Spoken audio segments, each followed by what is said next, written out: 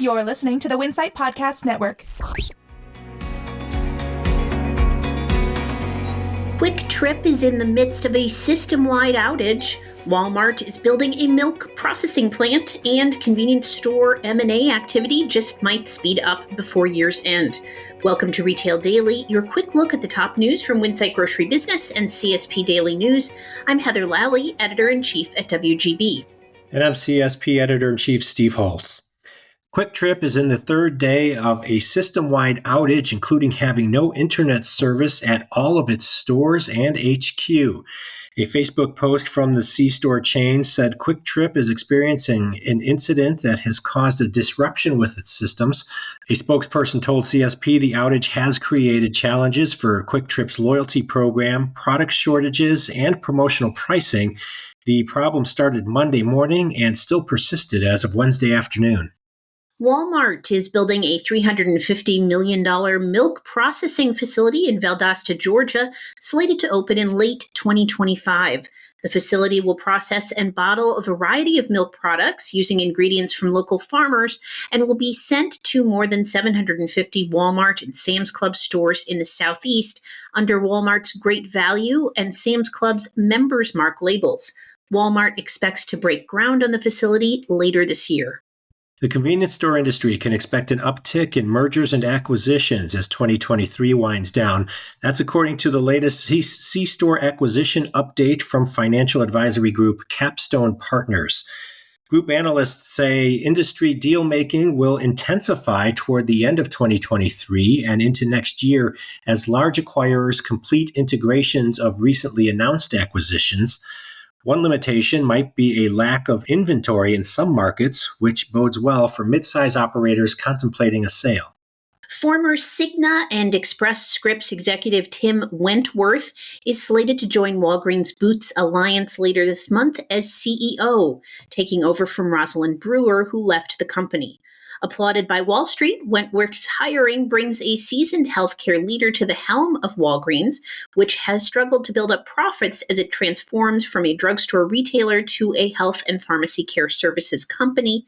News reports earlier this month had cited Wentworth as a potential candidate to succeed Brewer. Boy, the drama just keeps building in drugstores, doesn't it? Family Dollar parent Dollar Tree on Wednesday announced plans to invest $100 million in the reopening of a West Memphis, Arkansas distribution center that was shuttered last year, not long after federal authorities detailed a massive rodent infestation at the facility. Virginia-based Dollar Tree said the updated distribution center is slated to open by fall 2024 and will be, quote, fully reimagined and refreshed with a full interior demolition and wall-to-wall, floor-to-ceiling rebuild. The 850,000 square foot facility will include added features such as building-wide temperature control, automated LED lighting, expanded amenities for workers, and office space. Dollar Tree closed the nearly 30-year-old West Memphis distribution center in May 2022, blaming the shutdown on the building's age. As a proponent of electric vehicle charging, Parkland convenience stores made sure their chargers are ADA compliant. That's according to Scott Sharabura, Vice President of EV Charging at Parkland, during a NACS show education session. Chargers have low screens, wide parking spaces, and protective rails that provide enough space for people in wheelchairs to navigate. Parkland also brought its fueling assistance program over to EV chargers, where customers can call ahead and request help with fueling from a customer service representative. The U.S. Supreme Court said Tuesday it will not review Avail Vapor's case challenging the Food and Drug Administration's rejection of its application to sell flavored e-cigarettes. Avail Vapor said it followed the FDA's guidance and recommendations when it prepared its pre-market tobacco product applications and provided the studies the FDA endorsed. But the FDA then chose to adopt and apply a new evidentiary standard for applications for non-tobacco flavored electronic nicotine delivery systems, or ENDS, which includes Avail's bottled e-liquids. Avail's case is one of several challenging the FDA's regulation of the vaping industry. Chef's Store is amping up its supply chain efficiency. The fast-growing warehouse retail concept from U.S. Foods has selected Relics Solutions to bring together the company's forecast and replenishment, space and promotion planning, and optimization solutions. Relics' AI-driven machine learning technology will support Chef's Store's more than 85 locations nationwide across 13 states.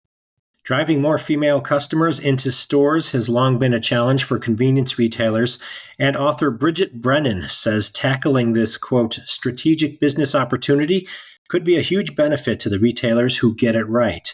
Speaking at the NAC show, Brennan said 43% of C-store shoppers are women, but women drive up to 80% of consumer spending. She said, quote, even if a woman isn't buying something with her own credit card, they are often the key influencer in the buying decision. Indoor farming company Gotham Greens has opened its first high-tech hydroponic greenhouse in the southeast region. The 210,000 square foot facility located in Monroe, Georgia, is the company's 12th operation and the second of 3 greenhouses Gotham Greens has scheduled to open this year. Whole Foods Market is opening its first store in Jersey City, New Jersey on November 9th. The 51,000 square foot store will incorporate a design aesthetic inspired by the city's love of art, it said, with graphics that reflect the nearby Hudson River and a cool-toned color palette. Family-owned convenience chain The Wills Group has appointed Mark Samuels as Executive Vice President of Convenience Retailing. The appointment became effective on October 1st. Samuels will continue to lead efforts across The Wills Group to enhance the Dash In and Splash In eco car wash lines of business and oversee the company's continued expansion across the Mid-Atlantic region. Price Chopper has come full circle with the Wednesday opening of its newest store in Kansas City, Missouri, in the same area where the first Price Chopper opened in 1979. Ball's Food Stores, the 100-year-old parent company of Price Chopper, said that the grand opening of the new store included a ribbon-cutting ceremony and a speech by Ball Food Stores CEO David Ball. And that will do it for today's episode of Retail Daily. Subscribe on Apple Podcasts, Spotify, and more for your daily dose of retail news. For more on these stories, visit CSP Daily News or WinsightGroceryBusiness.com. I'm Heather Lally. And I'm Steve Holtz. Have a great day.